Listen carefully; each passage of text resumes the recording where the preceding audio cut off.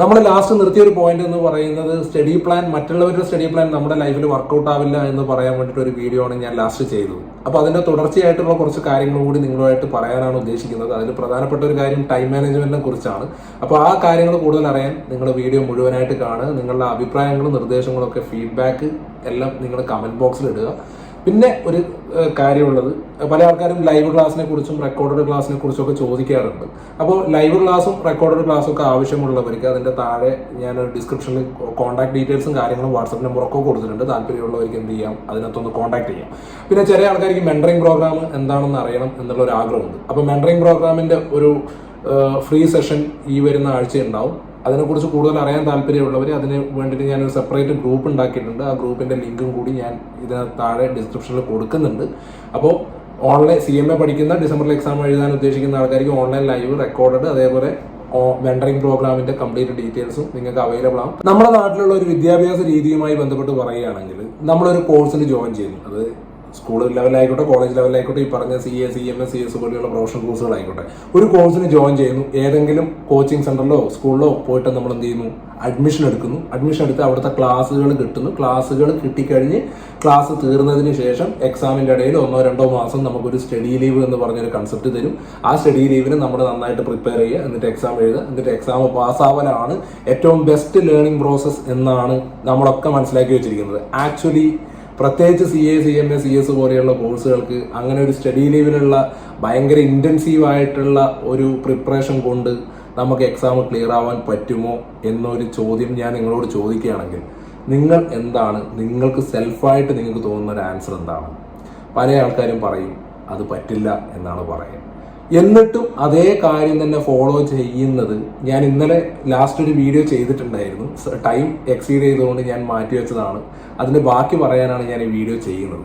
അപ്പോൾ അതൊരു confirmation bias ആണ്. എല്ലാ ആൾക്കാരും അങ്ങനെയൊക്കെയാണ് ചെയ്യുന്നത്, അപ്പോൾ ഞാനും ഇങ്ങനെയൊക്കെ ചെയ്താൽ എനിക്കും എക്സാം ഒക്കെ പാസ്സാവാൻ പറ്റുന്നുള്ള ഒരു തെറ്റായ ധാരണയുടെ പുറത്താണ് പല ആൾക്കാരും ചെയ്യുന്നത്. പക്ഷേ നമ്മൾ ഓൾറെഡി പഠിക്കുന്ന സമയത്ത് ഏറ്റവും കൂടുതൽ കേട്ടിട്ടുള്ള 2 വാക്കുകൾ ഉണ്ടാവും. ഒന്ന് ഗോൾ സെറ്റിംഗ് എന്ന് പറഞ്ഞിട്ടൊരു സാധനം ഉണ്ടാവും, അതേപോലെ ടൈം മാനേജ്മെന്റ് എന്ന് പറഞ്ഞൊരു സാധനം ഉണ്ടാവും. ഇത് രണ്ടും എന്താണ്, എങ്ങനെയാണ് നമ്മൾ എന്ത് ചെയ്യേണ്ടത്, നോക്കിക്കാണേണ്ടത് എന്നുള്ളതിനെ കുറിച്ച് പറയാനാണ് ഈ വീഡിയോ. തുടർന്ന് ഇതേപോലെയുള്ള കാര്യങ്ങൾ കാണാൻ ചാനൽ സബ്സ്ക്രൈബ് ചെയ്യുക, ബെല്ലൈക്കൺ ഒന്ന് പ്രസ് ചെയ്യുക. എനിക്ക് ചെറിയൊരു റിക്വസ്റ്റും കൂടിയുണ്ട്. നിങ്ങൾ പരമാവധി നിങ്ങളുടെ ചങ്ങാതിമാർക്ക് ഈ ഒരു particular course CA, CMA, CS ഒക്കെ പഠിക്കുന്ന കുട്ടികൾക്ക് പരമാവധി ഈ വീഡിയോയുടെ ലിങ്ക് ഷെയർ ചെയ്ത് കൊടുക്കുക. നിങ്ങൾക്ക് കിട്ടുന്ന ഒരു അറിവ് നിങ്ങൾക്ക് ഇത് ഉപകാരപ്പെടുന്നുണ്ടെങ്കിൽ മാത്രം നിങ്ങൾ മറ്റുള്ളവർക്ക് ഷെയർ ചെയ്ത് കൊടുക്കുക. നിങ്ങൾക്ക് ഉപകാരപ്പെടുമെന്ന് ഉറപ്പുണ്ടെങ്കിൽ നിങ്ങളുടെ കൂട്ടുകാർക്കും ഇത് ഉപകാരപ്പെടും. അതുകൊണ്ട് നിങ്ങൾക്ക് ഞാൻ പറയുന്ന 100% നിങ്ങൾ ആക്സെപ്റ്റ് ചെയ്യണമെന്ന് ഞാൻ ഒരിക്കലും പറയില്ല. പക്ഷേ ഞാൻ പറയുന്നതിൽ സത്യമായിട്ടുള്ള കാര്യങ്ങൾ ഉണ്ട് എന്ന് നിങ്ങൾക്ക് പൂർണ്ണമായിട്ട് ബോധ്യമുണ്ടെങ്കിൽ നിങ്ങൾ നിർബന്ധമായിട്ട് മറ്റുള്ള ആൾക്കാർക്ക് എന്ത് ചെയ്യുക, ഷെയർ ചെയ്യുക. എനിക്ക് ഇന്നലെ പറഞ്ഞതിന്റെ ബാക്കിയായിട്ട് പറയാനുള്ളത് ഒരു ടൈം മാനേജ്മെന്റിനെ കുറിച്ചാണ്. നമ്മളെല്ലായിടത്തും കേൾക്കുന്ന ഒരു കാര്യം, CA, CMA, CS ഒക്കെ പഠിക്കുന്ന കുട്ടികൾ ഡെയിലി 6 മണിക്കൂർ പഠിക്കണം, 8 മണിക്കൂർ പഠിക്കണം, 10 മണിക്കൂർ പഠിക്കണം, ഇതൊക്കെ പറഞ്ഞു തരാൻ ഇഷ്ടംപോലെ ആൾക്കാരുണ്ട്. പക്ഷേ നമ്മുടെ കുട്ടികൾക്ക് ഇല്ലാത്ത കുറച്ച് കാര്യങ്ങളുണ്ട്. ചില ആൾക്കാർ ഇംഗ്ലീഷിൽ നല്ല ഒരു പ്രൊഫിഷ്യൻസി ഉണ്ടാവില്ല, അല്ലെങ്കിൽ ഇംഗ്ലീഷിൽ കുറച്ച് എക്സ്പെർട്ടൈസേഷൻ ഉണ്ടാവില്ല. ദെൻ ഇംഗ്ലീഷ് ഒരു സെന്റൻസ് വായിക്കാൻ കപ്പാസിറ്റി, വായിച്ച് അതിന്റെ കാര്യങ്ങൾ ഗ്രഹിക്കാനുള്ള കപ്പാസിറ്റി കുറവുള്ള ആൾക്കാരുണ്ടാവും. ഇംഗ്ലീഷിൽ ഒരു സെന്റൻസ് മേക്ക് ചെയ്യാൻ കപ്പാസിറ്റി കുറവുള്ള ആൾക്കാരുണ്ടാവും. ദെൻ ഒരു ക്വസ്റ്റ്യൻ, ഒരു ലെങ്തി ഉള്ള ക്വസ്റ്റ്യൻ, ഒരു പാരഗ്രാഫ് പോലെയുള്ള ക്വസ്റ്റ്യൻ വായിച്ച് അതിനകത്ത് എന്താണ് ഉദ്ദേശിച്ചിരിക്കുന്നതെന്ന് മനസ്സിലാക്കിയെടുക്കാൻ ഒറ്റ വായനയിൽ പറ്റുന്ന ആൾക്കാരുടെ എണ്ണമൊക്കെ കുറവായിരിക്കും. അപ്പൊ ആക്ച്വലി ഇതൊക്കെ ഉണ്ടാവുക എന്ന് പറയുന്നത് ഒരു സ്കില്ലാണ്. അല്ലെങ്കിൽ ആ സ്കില്ലിലുള്ള എനിക്ക് കുറച്ച് കാര്യങ്ങളൊക്കെ പെട്ടെന്ന് മനസ്സിലാവും, പക്ഷെ ചില കാര്യങ്ങൾ മനസ്സിലാവുന്നില്ല. അപ്പോൾ നമുക്ക് ഓൾറെഡി ഒരു സ്കില്ലുണ്ട്, അത് ഇമ്പ്രൂവ് ചെയ്യണം എന്ന് ആരും എന്ത് ചെയ്യാറില്ല, പറഞ്ഞു തരാറില്ല. അപ്പൊ നമ്മൾ ശരിക്കും ചെയ്യേണ്ടതെന്ന് പറഞ്ഞാൽ ടൈം മാനേജ്മെന്റ് എന്ന് പറയുന്നത് ഒരു വേസ്റ്റ് ഓഫ് ടൈം ആണ്. ശരിക്കും പറഞ്ഞാൽ നമ്മൾ ഒരു സ്റ്റഡി പ്ലാനും കാര്യങ്ങളൊക്കെ ഉണ്ടാക്കി അതിനനുസരിച്ച് കാര്യങ്ങൾ മുന്നോട്ട് കൊണ്ടുപോയി കഴിഞ്ഞാൽ നമുക്കൊരിക്കലും നമ്മൾ ഉദ്ദേശിച്ച ലക്ഷ്യത്തിൽ എത്താൻ പറ്റില്ല എന്നുള്ളതാണ് ഏറ്റവും പ്രധാനപ്പെട്ട കാര്യം. അതിന് നമ്മൾ ചെയ്യേണ്ട കാര്യം എന്ന് പറഞ്ഞാൽ, എനിക്കിപ്പം എന്തെങ്കിലും ഒരു കാര്യത്തിൽ, പ്രത്യേകിച്ച് ടൈം മാനേജ്മെന്റ് എന്ന് പറഞ്ഞ വേർഡിനെ തന്നെ ഒന്ന് ഡിഫൈൻ ചെയ്യാം. നിങ്ങൾക്ക് ഒരു ടാസ്ക്, നിങ്ങൾ ഇന്നൊരു കാര്യം ചെയ്യണം, അല്ലെങ്കിൽ ഇന്നൊരു പാഠം പഠിക്കണം, ഇത്ര മണിക്കൂറിനുള്ളിൽ പഠിക്കണം എന്ന് വിചാരിച്ചിട്ട് തുടങ്ങുകയാണെങ്കിൽ ചിലപ്പോൾ ഞാൻ ഈ പറഞ്ഞ ഏതെങ്കിലും ഒരു പോരായ്മ കൊണ്ട്, എന്ന് വെച്ചാൽ കഴിവില്ലാത്തത് കൊണ്ടല്ല, അത് ഒരു നമുക്ക് അതിനകത്തൊരു എഫിഷ്യൻ്റ് ആയിട്ട് ഇൻവോൾവ് ചെയ്യാൻ പറ്റാത്തൊരു സമയം വരുമ്പോൾ നമ്മൾ ഉദ്ദേശിച്ച സമയത്ത് ആ കാര്യം തീരില്ല. ഫോർ എക്സാമ്പിൾ, ഞാൻ ഇന്നലെ പറഞ്ഞ എക്സാമ്പിൾ തന്നെ കോട്ട് ചെയ്യാം. ഞാൻ ഒരു മണിക്കൂറിൽ 10 പേജ് വായിക്കണം എന്നാണ് വിചാരിക്കുന്നത്. ഈ 1 മണിക്കൂറിൽ 10 പേജ് ചിലപ്പം എനിക്ക് ചില സബ്ജക്റ്റുകൾ വായിച്ച് കംപ്ലീറ്റ് ചെയ്യാൻ പറ്റും. ചില സബ്ജക്റ്റുകൾ ചിലപ്പോൾ അതിനകത്ത് യൂസ് ചെയ്തിരിക്കുന്ന ഇംഗ്ലീഷ് അല്ലെങ്കിൽ ടെക്നിക്കൽ ടേംസ് കാരണം നമുക്കത് ഉദ്ദേശിച്ച സ്പീഡിൽ മുന്നോട്ട് കൊണ്ടുപോകാൻ പറ്റാത്ത അവസ്ഥ വരും.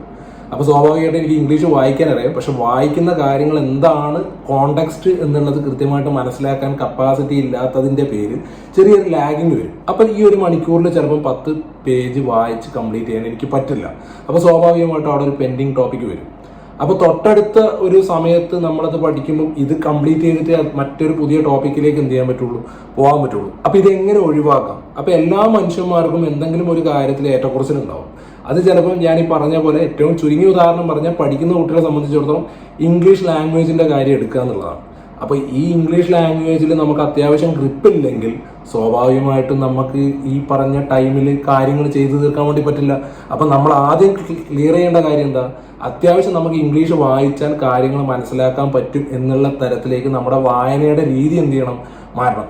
അങ്ങനെ നമ്മൾ കണ്ടിന്യൂസ് ആയിട്ട് അതിനകത്തേക്ക് കുറച്ച് ഇൻവോൾവ്മെന്റും ഫോക്കസും കാണിച്ചു കഴിഞ്ഞാൽ നമ്മൾ ഈ ഇംഗ്ലീഷ് നോളജുള്ള അല്ലെങ്കിൽ ഇംഗ്ലീഷിൽ വായിക്കാനും മനസ്സിലാക്കാനുള്ള കാര്യത്തിൽ കുറച്ചൊരു ഇമ്പ്രൂവ്മെന്റ് വരും. അങ്ങനെ ഇമ്പ്രൂവ്മെന്റ് വരുമ്പോൾ ചിലപ്പോൾ ഈ 1 മണിക്കൂറിൽ വായിച്ച് മനസ്സിലാക്കേണ്ട കാര്യങ്ങൾ നിങ്ങൾക്കൊരു 50 മിനിറ്റിലോ 45 മിനിറ്റിലോ കംപ്ലീറ്റ് ചെയ്യാൻ പറ്റും. അങ്ങനെ 45 മിനിറ്റിൽ കംപ്ലീറ്റ് ചെയ്യാൻ പറ്റുകയാണെങ്കിൽ നമ്മൾ ഉദ്ദേശിച്ച സമയത്ത് ഒരു 15 മിനിറ്റ് എന്ത് കിട്ടും, എക്സ്ട്രാ കിട്ടും. അങ്ങനെ നിങ്ങൾ കണ്ടിന്യൂസ് ആയിട്ട് ഇമ്പ്രൂവ് ചെയ്യുകയാണെങ്കിൽ നിങ്ങൾ 2 മണിക്കൂറിൽ തീർക്കേണ്ട കാര്യം 1.5 മണിക്കൂറിൽ, 1 മണിക്കൂറിൽ തീർക്കേണ്ട കാര്യം അരമണിക്കൂറിലൊക്കെ തീർക്കാൻ നമുക്ക് പറ്റുകയാണെങ്കിൽ നമുക്ക് ഓട്ടോമാറ്റിക്കലി പുതിയ പുതിയ ടാസ്കുകൾ ആ ടൈമിൽ എന്ത് ചെയ്യാൻ പറ്റും, ചെയ്ത് നേടിയെടുക്കാൻ വേണ്ടി പറ്റും. പക്ഷെ ഇങ്ങനെ ഒരു മാനേജ്മെന്റിനെ കുറിച്ച് നമ്മളാരും എന്ത് ചെയ്യാറില്ല, കേൾക്കാറുമില്ല, നമുക്കാർക്കും അതിന് താല്പര്യമില്ല. നമുക്കറിയേണ്ടത് ചുളുവിൽ എങ്ങനെ പാസ്സാവാം, ദെൻ 60 ദിവസം കൊണ്ട് എങ്ങനെ CMA കാരനാവാം, 1.5 മാസം കൊണ്ട് എങ്ങനെ പഠിക്കാം, സ്റ്റഡി ലീവ് എങ്ങനെ യൂസ് ചെയ്യാം, രാവിലെ എത്ര മണിക്ക് ഉറങ്ങിയിരിക്കണം, രാത്രി എത്ര മണിക്ക് കിടക്കണം, അതിനിടയിൽ നിങ്ങൾക്ക് ഇഷ്ടമില്ലാത്ത ചാപ്റ്റർ പഠിക്കേണ്ടി വരും, നിങ്ങൾക്ക് ഇഷ്ടമില്ലാത്ത ടാസ്കുകൾ ഉണ്ടാവും. ഇങ്ങനെയല്ല നമ്മൾ കാര്യങ്ങൾ പഠിക്കേണ്ടത്. അതിന് നമ്മുടെ കഴിവുകേടും എന്താണെന്ന് കൃത്യമായിട്ട് മനസ്സിലാക്കണം. ഫോർ എക്സാമ്പിൾ ആയിട്ട് പറയുകയാണെങ്കിൽ ഞാൻ അത്യാവശ്യം ക്രിക്കറ്റ് കളിക്കുന്ന ആളാണ്, അത്യാവശ്യം ഷട്ടിലൊക്കെ കളിക്കും. പക്ഷെ എനിക്ക് നല്ലപോലെ ഫുട്ബോൾ കളിക്കാൻ പറ്റില്ല. അപ്പോൾ ഫുട്ബോൾ കളിയിൽ ഞാൻ വീക്കാണ്, അത് എൻ്റെ സെൽഫ് റിയലൈസേഷൻ ആണ്. പിന്നെ ഇംഗ്ലീഷ് കമ്മ്യൂണിക്കേഷന്റെ കാര്യത്തിൽ നമുക്ക് എഴുതാനും ഒരു ക്വസ്റ്റ്യൻ കണ്ടാലും വായിച്ചാലും കാര്യങ്ങളൊക്കെ മനസ്സിലാവും. പക്ഷെ ഇംഗ്ലീഷിൽ സംസാരിക്കാനുള്ള എൻ്റെ കപ്പാസിറ്റി കമ്പാരിറ്റീവ്ലി വീക്കാണ്. അപ്പോൾ എനിക്ക് ഇംഗ്ലീഷിൽ കമ്മ്യൂണിക്കേഷൻ, സംസാരിച്ചുകൊണ്ടുള്ള കമ്മ്യൂണിക്കേഷന് കുറച്ച് കപ്പാസിറ്റി കുറവാണ്. അപ്പം ഞാനിനി നന്നായിട്ട് സംസാരിക്കണമെങ്കിൽ ഞാൻ എന്ത് ചെയ്യണം, കൂടുതൽ അതിൻ്റെ മുകളിൽ പ്രാക്ടീസ് ചെയ്യണം. അപ്പം അതേപോലെ എനിക്ക് നന്നായിട്ട് മലയാളത്തിൽ സംസാരിക്കാൻ കഴിവുണ്ടെങ്കിൽ എനിക്കൊരു ടോപ്പിക്ക് വളരെ ഈസി ആയിട്ട് വളരെ കുറഞ്ഞ ടൈമിൽ കൺവേ ചെയ്യാൻ വേണ്ടി പറ്റും. അപ്പോൾ ആ സ്കില്ല് ഞാൻ ഇമ്പ്രൂവ് ചെയ്തുകൊണ്ടിരുന്നാലേ കാര്യങ്ങൾ നടക്കുള്ളൂ. അപ്പോൾ അതേപോലെ ഇംഗ്ലീഷ് വായിച്ച് മനസ്സിലാക്കാൻ പറ്റുന്നില്ല, ഒരു ക്വസ്റ്റ്യൻ വായിച്ച് അർത്ഥം മനസ്സിലാക്കാൻ പറ്റുന്നില്ല, ക്വസ്റ്റ്യൻ എന്താണ് ഉദ്ദേശിച്ചതെന്ന് മനസ്സിലാക്കാൻ പറ്റുന്നില്ല, ഒരു പാരഗ്രാഫ് വായിച്ചു കഴിഞ്ഞാൽ അതിന്റെ തുടക്കവും ഒടുക്കവും ഒന്ന് കോംപ്രഹെൻഡ് ചെയ്ത് നമുക്ക് മീനിങ്ങിലേക്ക് എത്താൻ പറ്റുന്നില്ല. ഇതൊക്കെ പല ആൾക്കാരും ഫേസ് ചെയ്യുന്ന പ്രശ്നമാണ്. ഈ പറഞ്ഞ പ്രശ്നം ആദ്യം സോൾവ് ചെയ്ത് കഴിഞ്ഞാൽ പിന്നെ ടൈം മാനേജ്മെന്റ് ഓട്ടോമാറ്റിക്കലി നിങ്ങളുടെ കയ്യിലാണ്. പക്ഷെ നമ്മൾ ഇന്ന സമയം ഇത്ര ടോപ്പിക്കിന് ഇത്ര സമയം ഉപയോഗിക്കണം എന്നുള്ളതിന്റെ അപ്പുറത്ത് നമുക്ക് എന്താണോ പോരായ്മയുള്ളത് ആ പോരായ്മ അപ്ലിഫ്റ്റ് ചെയ്ത് നമ്മൾ അപ്സ്കിൽ ചെയ്ത് കൊണ്ടുവരാനുള്ള പരിപാടി നമ്മൾ ചെയ്യാറില്ല എന്നുള്ളതാണ് നമ്മുടെ വിദ്യാർത്ഥികൾ ഫേസ് ചെയ്യുന്ന ഏറ്റവും വലിയ പ്രശ്നം. അപ്പോൾ അതിനെക്കുറിച്ചും അങ്ങനെയുള്ള കുറച്ച് കാര്യങ്ങളെ കുറിച്ചും കൂടി എനിക്ക് നിങ്ങളോട് കൂടുതൽ ഡിസ്കസ് ചെയ്യാനുണ്ട്. അപ്പോൾ തൊട്ടടുത്ത വീഡിയോയിൽ നമുക്ക് കൂടുതലായിട്ട് കാണാം. പിന്നെ ഒരു കാര്യം, ഈ CMA പഠിക്കുന്ന കുട്ടികൾക്ക് ഒരു ഓൺലൈൻ ക്ലാസ്സുമായിട്ട് ബന്ധപ്പെട്ട്, ഫൈനലൊക്കെ പഠിക്കുന്ന കുട്ടികൾക്ക് ഓൺലൈൻ ക്ലാസ്സും കാര്യങ്ങളൊക്കെ ആയിട്ട് ബന്ധപ്പെട്ട് കാര്യങ്ങളൊക്കെ കൊടുക്കുന്നുണ്ട്. അതിൻ്റെ കൂടെ ഇന്റർമീഡിയറ്റ് പ്രത്യേകിച്ച് ഇനി ഡിസംബറിൽ റിപ്പീറ്റ് ചെയ്യാൻ ഉദ്ദേശിക്കുന്ന ആൾക്കാർക്ക് ഒരു മെന്ററിംഗ് പ്രോഗ്രാമും ഉണ്ട്. താല്പര്യമുള്ള ആൾക്കാർക്ക് അതിൻ്റെ ഡീറ്റെയിൽസ് വേണമെങ്കിൽ ഡിസ്ക്രിപ്ഷനിലുണ്ട്. കൂടുതൽ വീഡിയോസും കാര്യങ്ങളുമായിട്ട് ഉടനെ കാണാം. ബൈ.